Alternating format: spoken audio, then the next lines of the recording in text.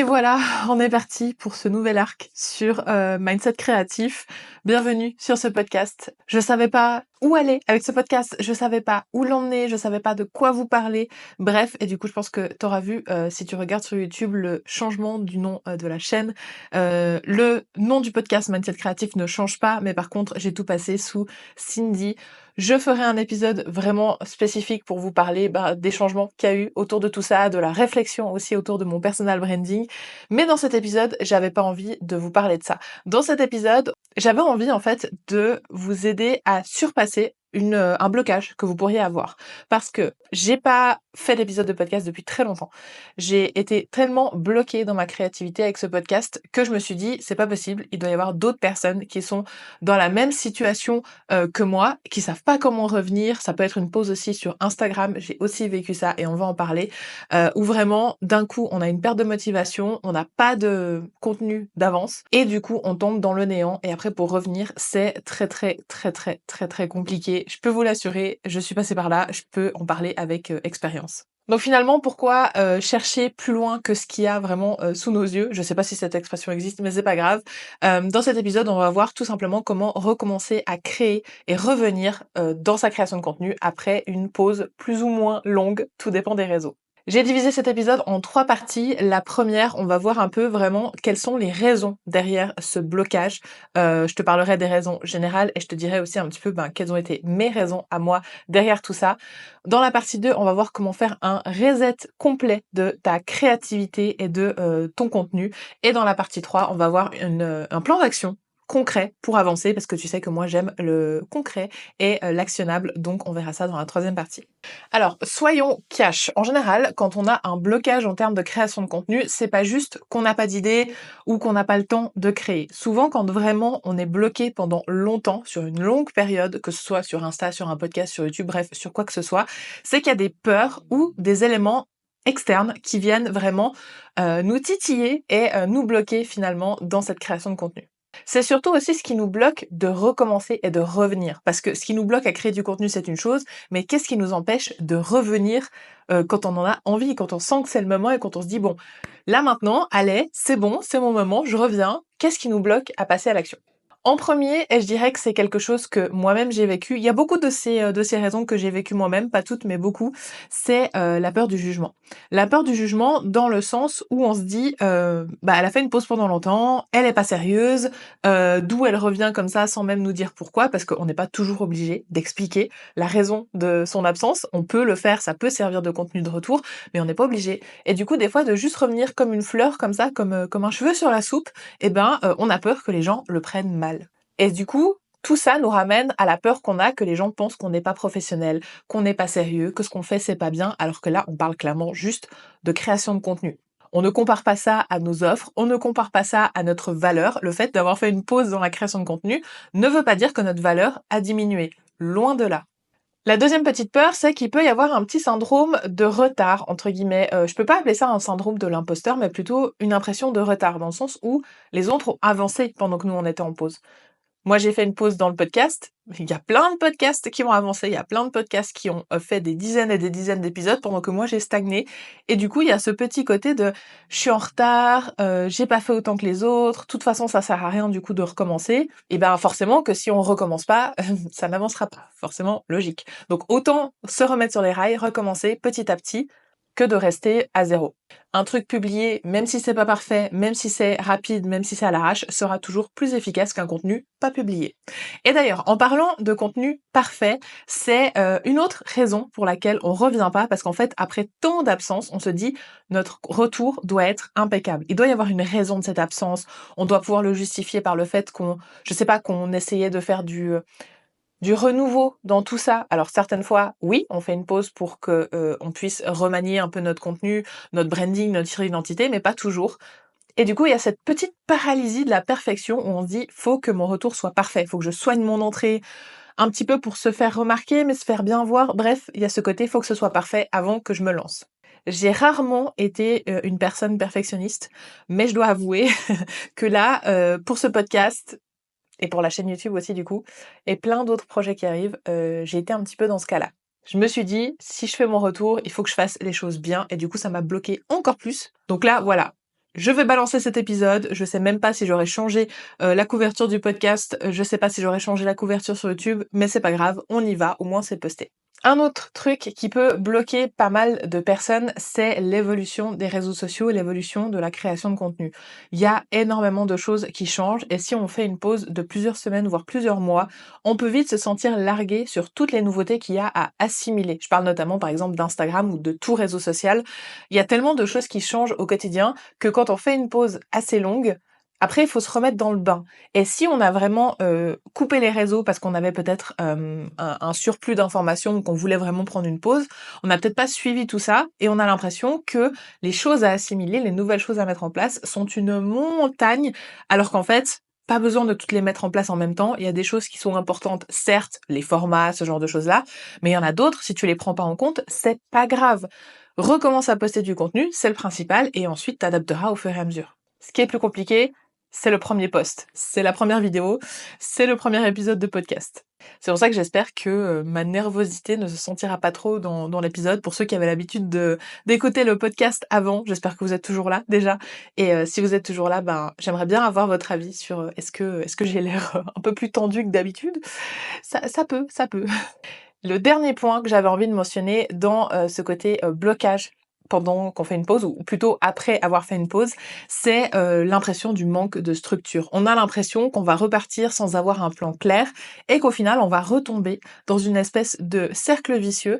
Ça va vraiment arriver dans le sens où j'avais un cercle vicieux de pas être très régulière dans mes contenus podcast et d'avoir un mauvais process. C'est-à-dire que vraiment, je créais les contenus au fur et à mesure, ce qui est toujours le cas. Là, on est mercredi 9 avril. Potentiellement, j'ai une petite semaine d'avance sur le premier épisode.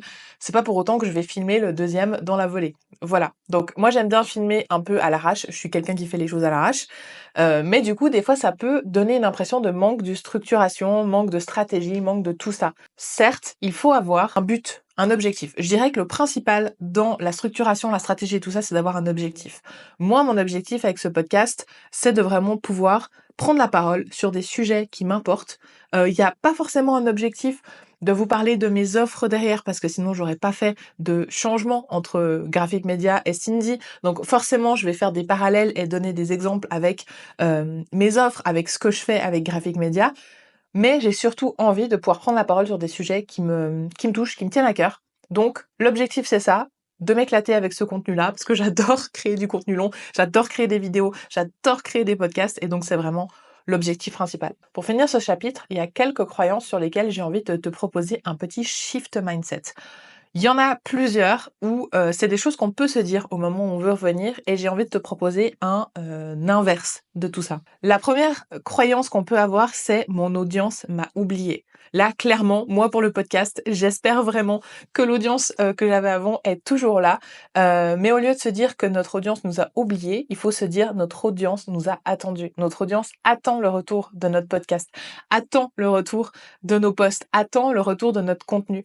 Et ça va pas être le cas pour tout le monde. Certes, il y aura peut-être des gens qui t'auront oublié, mais du coup, quand tu vas revenir, on va se dire «Oh, chouette, elle est de retour, il y a un nouvel épisode, trop bien!» Et ça peut être que positif d'avoir cette vision de la chose. On pense aussi que quand on revient après une pause, on doit tout recommencer. La phrase «je recommence tout de zéro», elle est tellement, tellement fausse parce que t'as déjà des bases. Même si t'en as pas fait beaucoup, même si t'avais l'impression que ça fonctionnait pas, t'as déjà des bases.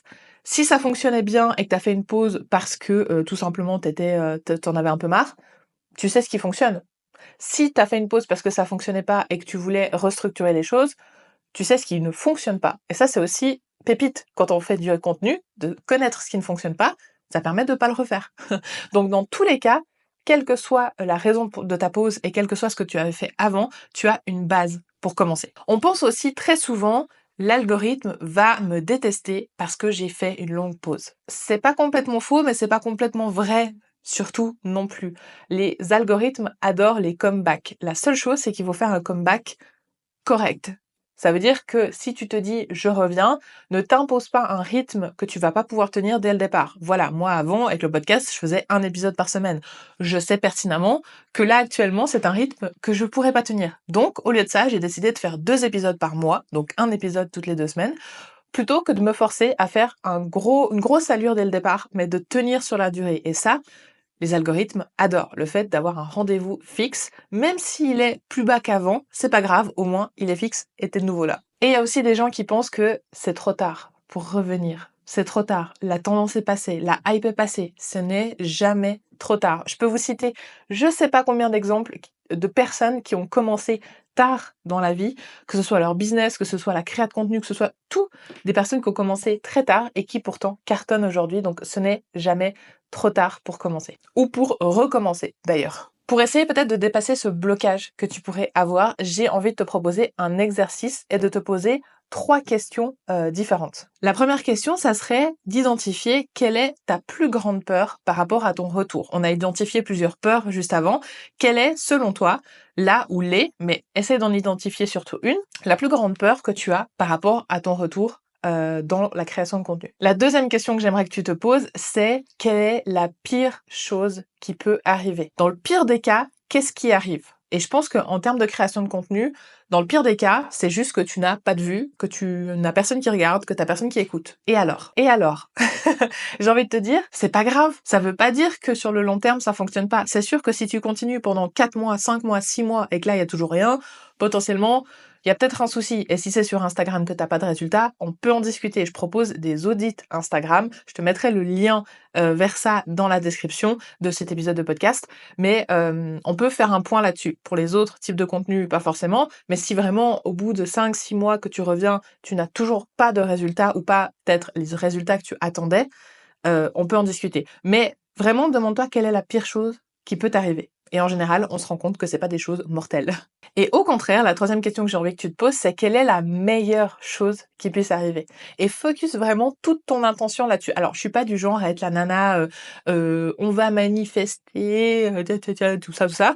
Mais par contre, de vraiment toujours se focaliser sur le positif et essayer de voir le positif, ça aide. On va pas se mentir, ça aide. Bon, maintenant qu'on a passé au grand nettoyage de printemps et qu'on a un petit peu fait la passe sur tous les blocages qu'il pouvait y avoir, on va pouvoir passer à la partie sérieuse. Je vais te donner pas à pas le reset créatif que moi j'ai pu faire et que je te conseille aussi de faire si tu te retrouves vraiment dans un blocage. Donc là, tu as vraiment le plan d'action pas à pas. On va utiliser ce qu'on appelle la technique des petits pas. Je pense que tu connais. Le but, c'est de faire des petites étapes l'une après l'autre, petit à petit. Comme je t'ai dit, on va pas faire un retour fracassant avec une fréquence de publication qu'on ne va pas tenir plus de 3 jours parce que ça nous servirait pas. Donc on oublie le côté grand retour qui va casser Internet, on va tout exploser, on va devenir viral. Si vraiment tu as une idée de génie, bon ok, mais clairement, ne te base pas là-dessus, parce qu'il y a très peu de chances que ça réussisse. Si tu veux avoir moins de pression, commence par revenir en story. C'est un format qui reste que 24 heures, c'est un format très éphémère, et c'est un super format pour retrouver le contact avec les personnes qui sont les plus abonnées sur ton compte Instagram. Donc là, on parle vraiment de reset créatif et de revenir sur Instagram. C'est là où moi, j'ai mon expertise, donc je vais pas te je vais pas te donner des conseils sur comment revenir en podcast. Moi-même, je ne sais pas trop comment faire, on espère que ça fonctionne. Mais sur Instagram, vraiment, les stories, c'est, je pense, le meilleur des formats pour recommencer. Tu peux également recommencer avec des petits contenus, des reels assez faciles à monter, pas de grands concepts. Reviens vraiment avec des petites choses faciles à implémenter, surtout que tu peux faire régulièrement. Et essaye toujours de te fixer des petits objectifs avec chaque contenu. Un contenu, ça peut être de renouer avec ton audience. Un contenu, ça peut être de gagner un nouvel abonné. Vraiment, essaye d'avoir des petites attentes par rapport au contenu et pas juste de te dire, je vais poster un post de retour, tout le monde va être là, pompe up, elle est là, c'est parti, c'est génial. Parce que c'est mieux d'être surpris que d'être déçu, selon moi. Donc, ne mets pas des attentes trop hautes. Espère juste que les gens qui étaient là avant soient toujours là. Avant de foncer tête baissée, on peut également faire un petit check-up de ton compte Instagram, de ta présence. Ce que je te conseille de faire, c'est d'aller voir un petit peu dans ce qui avait déjà fonctionné pour toi. Revois un petit peu tous les contenus qui avaient bien fonctionné et regarde comment tu peux les adapter au goût du jour, peut-être avec des nouvelles tendances, avec des nouveaux trucs que tu as appris durant cette période de pause, mais vraiment essaie de te fier à ce qui a déjà fonctionné pour toi. Tu t'éviteras comme ça des flops, à mon avis. Je te conseille aussi de faire un petit check des tendances actuelles et on a parlé tout à l'heure un petit peu de la peur de louper une information, une nouveauté, etc. Regarde un peu ce qui se fait. Trie les informations, ne mets pas tout en avant en même temps, ne mets pas tout en application en même temps, mais juste trie un petit peu ce qu'il y a, histoire de voir est-ce qu'il y a pas un truc vraiment hyper important ou une tendance absolument géniale que je peux faire et que tu peux utiliser pour booster un petit peu ton retour. Attention surtout, quand tu reviens et que tu fais ça, il y a des pièges à éviter. Premièrement, ne te compare pas aux autres, parce que les autres, ils ont pas fait de pause, les autres, ils ont continué. Même si quelqu'un, peut-être avant ta pause, était plus bas que toi, enfin je sais pas trop comment dire ça, mais était en dessous en termes de création de contenu, en termes d'engagement, et que maintenant elle est au-dessus, si elle s'est pas arrêtée, c'est normal. Ne te compare pas. Il ne faut pas comparer, ça c'est un truc qu'on entend tout le temps, mais ne compare pas ton chapitre 1 ou 2 au chapitre 14 de quelqu'un d'autre, s'il te plaît. C'est comme ça que tu vas te décourager le plus vite. Encore une fois, essaye pas de révolutionner tout ton compte d'un coup. Vas-y, petit à petit, pour que les gens ne perdent pas le fil de qui tu es, de ce que tu fais. Si tu as fait tout un repositionnement, un rebranding ou quelque chose comme ça, remets petit à petit des choses. Essaie d'intégrer d'abord des anciens éléments avec les nouveaux, histoire de vraiment faire la passerelle entre les deux de la manière la plus fluide possible. Et un autre truc que je vois aussi énormément passer, c'est les gens qui s'excusent 50 000 fois de leur absence. Tu peux le faire une fois, tu peux le faire 2 fois, mais pas 15. Si tu la ref, je ne dirai rien de plus. Non, tu peux t'excuser une fois d'être parti, tu peux expliquer aussi une fois, mais après c'est bon, basta. Ne reviens pas tous les jours en mode oui, je suis désolée, j'étais pas là. Oui, suite à mon absence, oui, on a compris que t'étais pas là. On a bien vu que tu postais plus rien, donc une fois, ça suffit si tu veux expliquer, pas besoin de le faire tous les jours. Une autre technique que tu peux utiliser, c'est la technique du comeback malin entre guillemets. Utilise ta pause comme source d'inspiration. C'est exactement ce que je suis en train de faire là. J'ai fait une pause en termes de création de contenu. Mon sujet, c'est la création de contenu. Eh ben, je viens t'expliquer le plan d'action, les choses que j'ai faites pour me remettre de cette pause finalement. Tu vas pouvoir transformer en fait les doutes, les peurs que tu as eues, le pourquoi tu as fait une pause, si c'est pas trop personnel bien sûr, en véritable levier de storytelling qui vont servir à appuyer ton histoire, à appuyer ton personal branding. Et tu peux aussi impliquer ta communauté dans ton retour, c'est-à-dire que par exemple si tu l'as fait, t'as fait une pause pour refaire un rebranding, demande l'avis de ton audience, demande ce qu'ils aiment voir maintenant, implique vraiment les gens dans ce retour. Ça te permettra d'engager ta communauté rapidement et de retrouver un petit semblant d'engagement assez vite. Et pour avoir quelque chose de réaliste, je te propose maintenant de sortir ton agenda. Oui, oui, j'attends, je fais une pause. Ok, on va dire que c'est bon. Sors ton agenda et on va placer des créneaux à l'intérieur pour que ton retour et ta création de contenu, parce que si tu reviens, c'est que tu sais qu'il y a du potentiel. Tu sais qu'il y a quelque chose à faire et tu as envie d'exploiter ce potentiel, donc il faut en faire une priorité. Ça sera jamais plus prioritaire que tes clients, ça sera jamais plus prioritaire que ta famille, que ta santé mentale, que ta santé tout court, mais ça doit quand même être dans tes priorités. Et ce qui n'est pas agendé n'est pas une priorité. Donc on va bloquer des créneaux réalistes, bien sûr, en fonction de tes objectifs. Le premier créneau, ça va être celui pour trouver des idées. Donc essaie de le placer dans les moments où tu sais que tu as de la créativité. Moi, je sais que c'est le matin, très tôt, j'ai le pic de créativité ou en fin de journée. Ne place pas ça après ta pause de midi si tu sais que t'as plutôt tendance à faire une sieste, par exemple. Place vraiment une petite heure dans ta semaine à un moment où tu sais que tu as de la créativité. Planifie ensuite un moment où tu vas filmer les choses que tu as à filmer. Ça te permettra de pas stresser tous les jours à devoir être pimpé, maquillé, je ne sais quoi, si c'est quelque chose qui te stresse. Tu auras vraiment une journée où tu sais que cette journée-là, tu filmes. Bien sûr, ça peut changer. Si t'as passé une nuit de merde, que t'as des cernes jusque sous les bras et que vraiment ta tête ça va pas, ne te force pas. Mais au moins, tu sais que tu as 1 heure dans la semaine que tu peux utiliser pour filmer des reels, des stories, tout ce que tu as besoin de filmer pour ta création de contenu. Et la troisième chose que j'ai envie que tu mettes à l'agenda, bon, mets des moments pour filmer, mais mets des moments aussi pour créer les carousels, ce genre de choses-là, si tu en as. Hein. Vraiment, le côté filmé, c'est si tu fais que des reels, mais aussi des créneaux pour créer du contenu. Mais le dernier truc que j'avais envie de te dire, c'est de vraiment mettre des créneaux aussi pour interagir avec les gens. Et ça, moi, je te conseillerais d'avoir au minimum 15 minutes par jour. Ça peut être le soir sur ton canapé, ça peut être le matin sur tes toilettes, ça peut être à midi pendant que tu fais ta pause, mais mets des créneaux de 15 minutes tous les jours pour interagir avec les gens. Ça veut dire répondre à tes commentaires, répondre à tes messages, aller checker ce qui se passe dans ton domaine, aller interagir avec des clients potentiels, aller commenter sur d'autres personnes, bref, sois social sur ce réseau social. C'est une phrase hyper bateau, mais j'ai pas de meilleure phrase à te dire. Donc voilà, je crois que pour cet épisode retour, on a pas mal fait le tour de tous tes petits blocages qu'il peut y avoir. On a fait le tour vraiment tout ça. J'espère que ça aura pu t'ouvrir un petit peu les yeux sur peut-être la raison de pourquoi tu as ce blocage si tu hésites à revenir et à créer du contenu. D'ailleurs, ça peut aussi marcher si tu hésites à créer du contenu tout court. Hein. Et on a vu ensuite du coup l'étape pas à pas. Au final, j'ai mélangé l'étape 2 et l'étape 3. Alors, c'est pas grave, on s'en fiche, c'est mon podcast, je fais ce que je veux. On a mélangé l'étape 2 et 3, mais au moins tu as le plan d'action et tous mes conseils pour revenir correctement ou pour démarrer une communication sur Instagram. J'espère en tout cas que ce premier épisode retour t'a plu. N'hésite pas à me laisser ton avis, soit dans les commentaires YouTube, soit en laissant une note sur la plateforme d'écoute sur laquelle tu es, soit carrément en venant me dire sur Instagram ou en partageant cet épisode. Partage cet épisode en story sur Instagram si t'es vraiment contente ou content que je sois de retour sur le podcast. J'ai déjà hâte de tout ce qui arrive avec Mindset Créatif. Et du coup, je te dis à dans 2 semaines. Bye!